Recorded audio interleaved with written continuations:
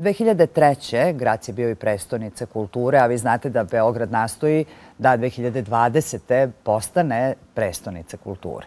Ono što je za Grac karakteristično je da je on administrativni centar Štajerske, ali da je on i univerzitetski centar.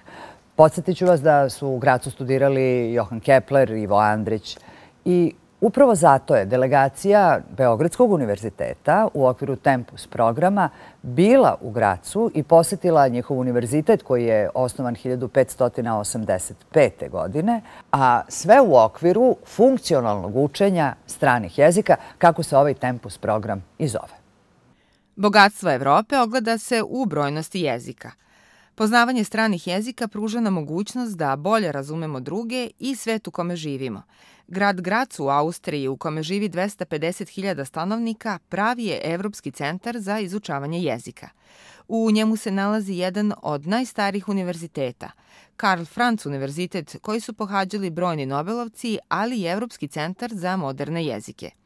Ove institucije tokom juna posetili su naši predstavnici u okviru Tempus projekta i to profesori Beogradskog, Novosadskog, Kragujevačkog univerziteta, kao i univerziteta u Novom Pazaru, ali i predstavnici Ministarstva prosvete i Agencije za evropske integracije.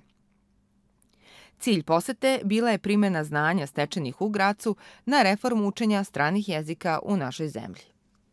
Imali smo prilike da vidimo sadržaje koji su nam pomogli da uspešno odgovorimo nekim ciljevima projekta ili da se bar uspešno pripremimo za njih, a među sadržajima se nalazi i studije prevođenja i tumačenja, odlično razvijene na Univerzitetu u Gracu, u skladu sa veoma visokim evropskim standardima.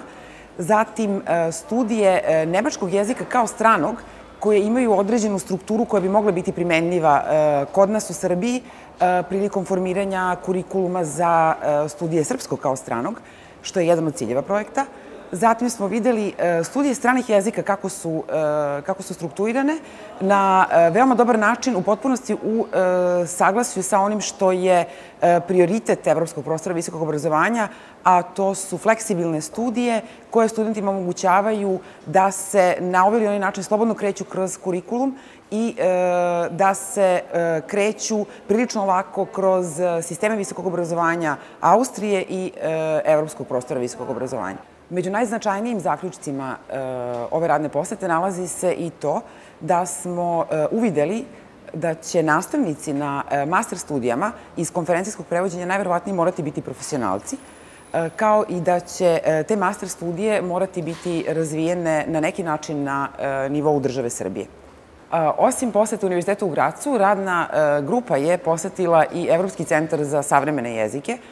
U Gracu to je telo Saveta Evrope koji vodi brigu o evropskim jezičkim politikama i osim što smo mnogo naučili u tom centru i uzeli dosta materijala korisnih, uspeli smo da uspostavimo kontakt sa direktorom centra koji je, zahvaljujući toj poseti, došao u Beograd u julu i nedavno zajedno sa ostalim predstavnicima visokog obrazovanja učestvovao u jednom skupu.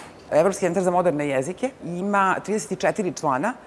To su zemlje članice Saveta Evrope inače, međutim Srbija se ne nalazi nije članica Evropskog centra i bilo bi veoma dobro za Srbiju da postane.